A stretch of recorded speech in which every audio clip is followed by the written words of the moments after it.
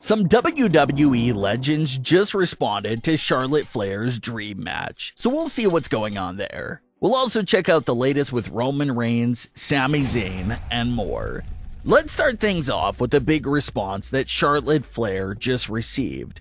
Charlotte recently returned on SmackDown and picked up right where she left off at.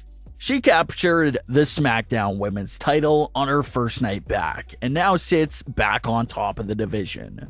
Charlotte recently appeared on WWE's The Bump to go over several different topics. The first thing she addressed was obviously her big return. Charlotte talked about how she didn't expect a massive reception from the fans during her return. She said that the massive reception she got genuinely touched her, and she was so appreciative of how the fans responded to her. Charlotte Flair also touched on the idea of some of the biggest dream matches that she has in mind for herself. Charlotte name-dropped Mickie James, Lita, and Michelle McCool as some of her biggest dream opponents.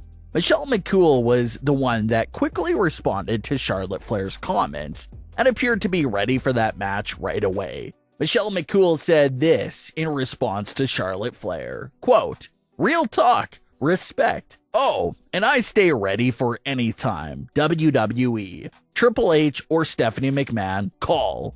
Hashtag flawless queen." End quote. So Michelle said that she's ready and how the only thing she would need is for Triple H, Stephanie McMahon, or anyone in WWE to pick up the phone and make the call. Who also responded to Charlotte's dream match list was another one of those individuals on the list. Mickie James responded to Charlotte's list during a recent interview with the 10 Count and had this to say, quote, "I'm really honored that she would say that I've obviously said a lot of times that one of the only people that I never really got to, aside from in the Rumble, stand across the ring from was Charlotte Flair. My whole time there I got moved to Raw. She went to SmackDown and I was aligned with Alexa a lot. Another thing is I didn't have a lot of singles stories or a singles run really at all at WWE when I was there because I was partnered with Alexa and I had a blast. So fun." End quote. Mickie James made her last WWE appearance in the 2022 Women's Royal Rumble match during a crossover moment where she appeared in a WWE event with her entire Impact Wrestling character and championship. Michelle McCool has even been popping up during the last few Royal Rumble matches as well, and Lita was even involved in full programs with Becky Lynch back in early 2022.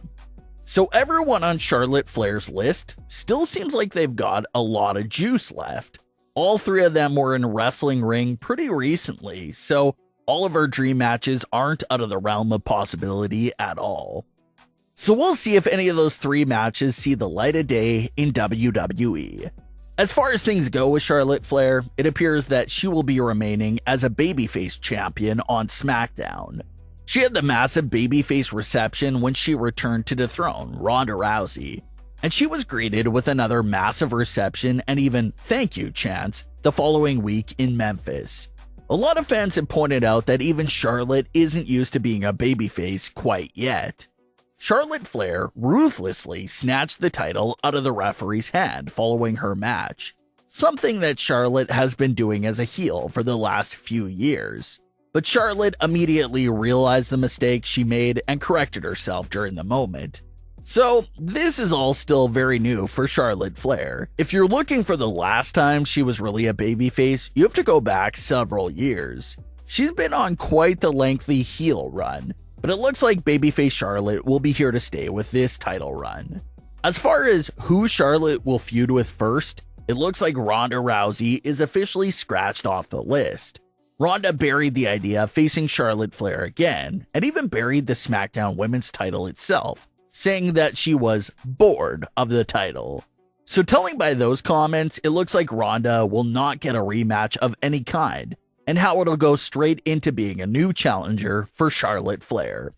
We saw Sonya Deville re-emerge and exchange some words with Charlotte Flair. So could Sonya turn out to be the first feud for Charlotte? Or could it turn out to be someone else?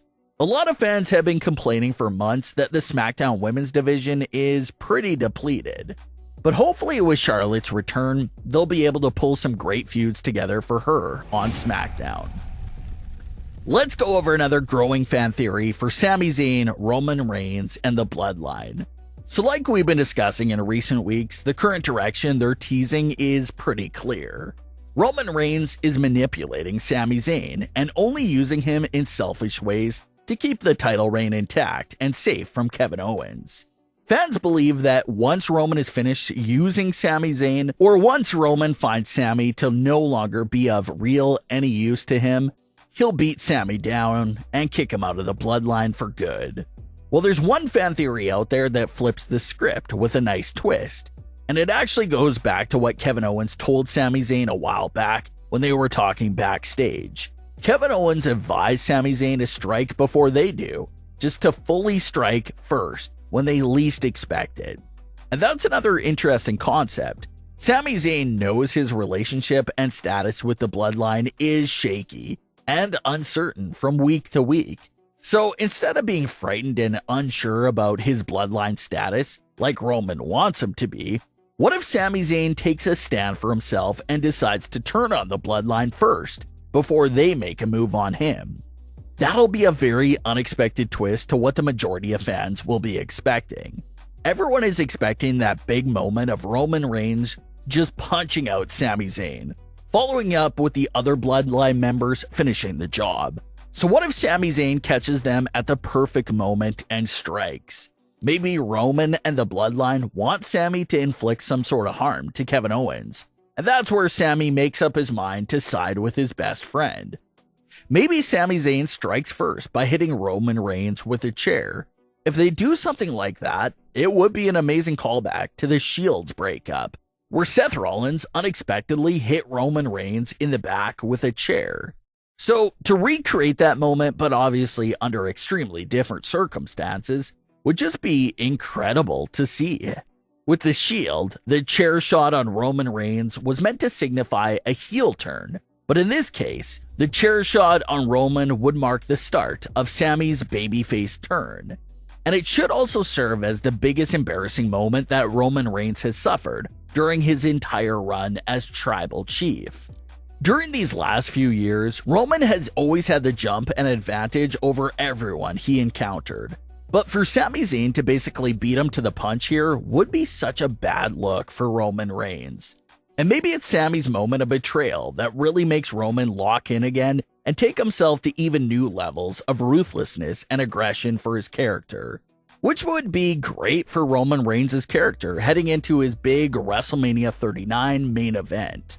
So those are your only two routes here to go with Sami Zayn's story. He either strikes first on Roman Reigns and the Bloodline, or they're going to strike first on him. That's really the only two options unless there's another twist on the way. But what are your thoughts on today's stories? Leave your comments below. Don't forget to subscribe with all notifications on and leave a like if you enjoyed. Thanks for watching, guys.